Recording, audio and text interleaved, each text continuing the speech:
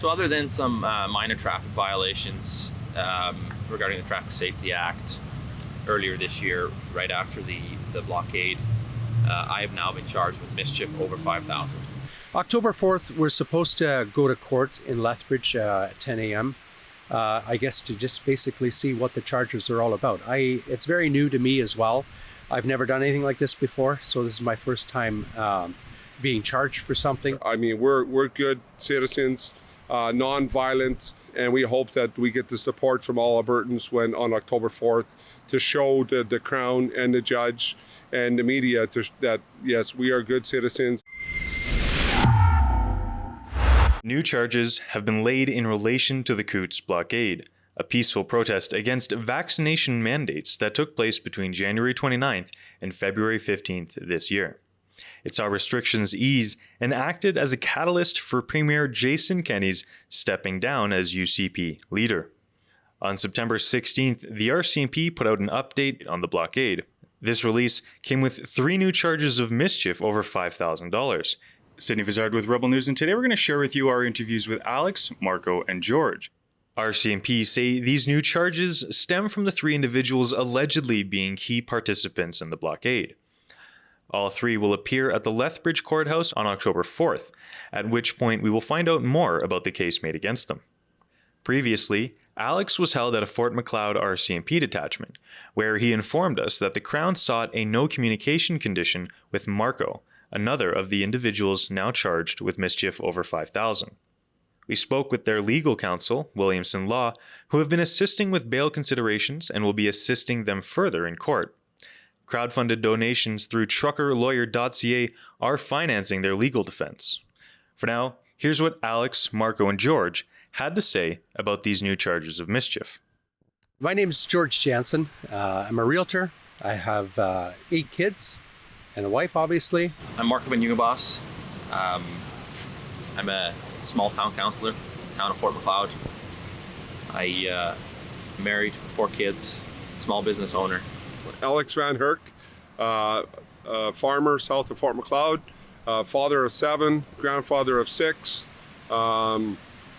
just a humble farmer here in southern Alberta. I've been living here for Fort Macleod since I was 14. Love the area, love Alberta, love southern Alberta, and yeah, I wouldn't want to live in any other place except for our freedoms. It would be nice to have them back.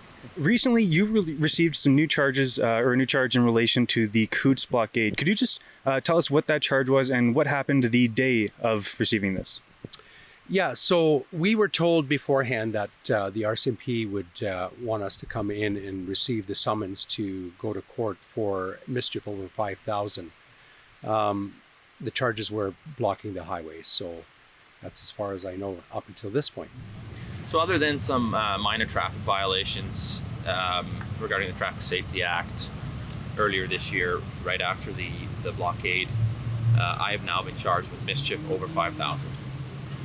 Being proactive in regards to everything legal, I reached out to the RCMP and was in communication with them for a week or 2 prior on these charges coming down, how we'd like to do this, not being arrested but being summoned with it, and to sign on a promise to appear in court on October the 4th.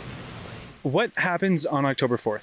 October 4th, we're supposed to go to court in Lethbridge at 10 a.m. I guess to just basically see what the charges are all about. It's very new to me as well.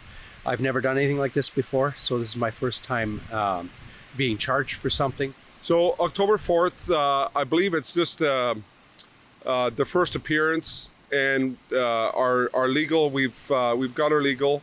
Williamson Law has been taken on for our legal. We have 3 different lawyers assisting us, each with their own individual lawyer. We hope to attend the courthouse, even though it's maybe not necessary, but we feel it needs to be done to show Albertans that we're not afraid of this. I mean, we're good citizens, non-violent, and we hope that we get the support from all Albertans when on October 4th to show the Crown and the judge and the media that yes, we are good citizens. I feel as Albertans, as citizens, while we still can, We need to take our time and get involved in politics, get involved in all levels of whether it's school board, municipal levels, town councils. Get involved, show your support, and stand up. Speaking of town council, one of the individuals, Marco, is in fact a Fort Macleod town councillor. Here's what he had to say about the political arena and the circumstances he now finds himself in. At this time, I've decided that I will retain my role as councillor, as I believe this does not affect my ability to execute that role.